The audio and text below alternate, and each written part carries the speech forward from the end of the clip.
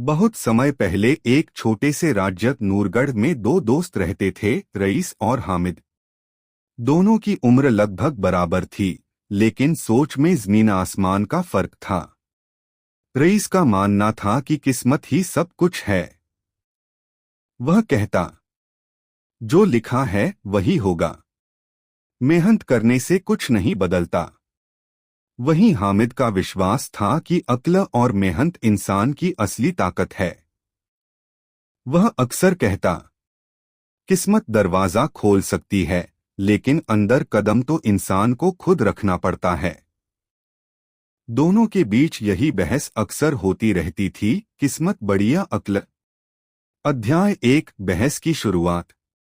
एक दिन दोनों दोस्त गांव के चौपाल पर बैठे थे।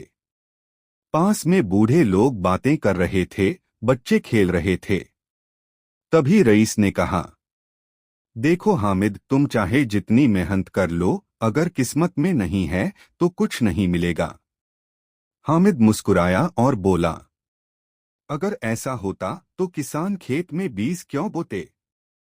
वो घर बैठकर दुआ करते रहते। रईस बोला, कई बार मेहनत करने वाले भी हार जाते हैं और बिना मेहनत वाले जीत जाते हैं, ये किस्मत ही तो है। हामिद ने जवाब दिया, हाँ, लेकिन लंबे समय में वही जीतता है जो समझदारी से काम करता है। उनकी बहस इतनी बढ़ गई कि उन्होंने तय किया, अब वे दोनों खुद अपनी अपनी सोच को साबित करेंगे। अध्याय 2, यात्रा का निर्णय। दोनों ने फैसला किया कि वे अपने गांव से बाहर निकलकर एक नई जगह पर जाएंगे और अपनी जिंदगी खुद बनाएंगे। रईस बोला, मैं न कुछ ही करूंगा, बस किस्मत के भरोसे रहूंगा। हामिद ने कहा, और मैं अपनी अक्ल और मेहनत से रास्ता बनाऊंगा। अगले दिन दोनों एक लंबी यात्रा पर निकल पड़े। अध्याय 3, पहला इम्तिहान। रास्ते में उन्हें एक जंगल मिला, घना, डरावना और सुनसान। चलते चलते उन्हें एक थैला मिला। जब उन्होंने उसे खोला तो उसमें सोने के सिक्के थे। रईस खुशी से उछल पड़ा, देखा, बिना कुछ किए मुझे दौलत मिल गई, ये किस्मत है। हामिद ने ध्यान से थैले को देखा और बोला, यह किसी का खोया हुआ माल हो सकता है, हमें पता करना चाहिए। रईस ने हंसते हुए कहा, तुम्हारी यही अक्ल तुम्हें गरीब बनाए रखेगी। वह थैला लेकर आगे बढ़ गया। अध्याय 4, अक्ल की पहली जीत। हामिद ने आसपास के लोगों से पूछताछ की। थोड़ी दूर पर उसे एक बूढ़ा आदमी मिला जो रो रहा था। बूढ़े ने बताया, मेरे सारे जीवन की कमाई का थैला खो गया है, अब मैं बर्बाद हो जाऊंगा। हामिद ने बिना देर किए थैला उसे लौटा दिया। बूढ़ा बहुत खुश हुआ और बोला, तुम्हारी ईमानदारी ने मुझे बचा लिया। मैं तुम्हें दुआ देता हूं, तुम्हारी मेहनत कभी बेकार नहीं जाएगी। उसने हामिद को कुछ इनाम भी दिया, जो रईस के पास मौजूद सोने से कम था, लेकिन दुआ और इज्जत उससे कहीं ज्यादा थी।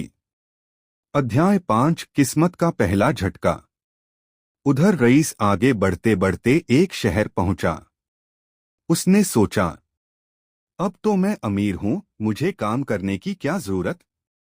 उसने पैसे उड़ाने शुरू कर दिए, महंगे कपड़े, अच्छा खाना, आरामदायक जिंदगी। लेकिन कुछ ही दिनों में उसके सारे पैसे खत्म हो गए। अब उसके पास न काम था, न कौशल, न ही कोई सहारा। वह सोचने लगा, क्या मेरी किस्मत इतनी ही थी। अध्याय 6, मेहनत का रास्ता। दूसरी ओर हामिद ने एक छोटे से शहर में काम शुरू किया। शुरुआत में उसे एक दुकानदार के यहाँ काम मिला। वह मेहनत करता, सीखता और हर दिन कुछ नया समझता। धीरे धीरे उसकी ईमानदारी और समझदारी की चर्चा फैलने लगी। कुछ सालों में उसने खुद की दुकान खोल ली। अध्याय 7, फिर से मुलाकात। कई सालों बाद एक दिन हामिद अपने पुराने दोस्त रईस से मिला। रईस अब बहुत कमजोर और परेशान था। उसने हामिद को देखा और शर्मिंदा होकर बोला, मैं गलत था। मैंने सिर्फ किस्मत पर भरोसा किया और सब खो दिया। हामिद ने उसे गले लगाया और कहा, गलती करना बुरा नहीं, उससे सीखना जरूरी है। अध्याय 8 नया मौका। हामिद ने रईस को अपनी दुकान पर काम दे दिया। शुरुआत में रईस को बहुत कठिनाई हुई, लेकिन धीरे धीरे उसने मेहनत करना शुरू किया। अब वह समझ गया था कि किस्मत केवल मौका देती है, लेकिन सफलता अक्ल और मेहनत से मिलती है। अध्याय 9 असली सच्चाई। कुछ समय बाद दोनों दोस्त फिर से उसी चौपाल पर बैठे थे जहां से उनकी बहस शुरू हुई थी। रईस ने कहा, अब मैं समझ गया हूं, किस्मत जरूरी है, लेकिन अक्ल उससे भी ज्यादा जरूरी है। हामिद मुस्कुराया और बोला, दोनों का संतुलन ही असली सफलता है। कहानी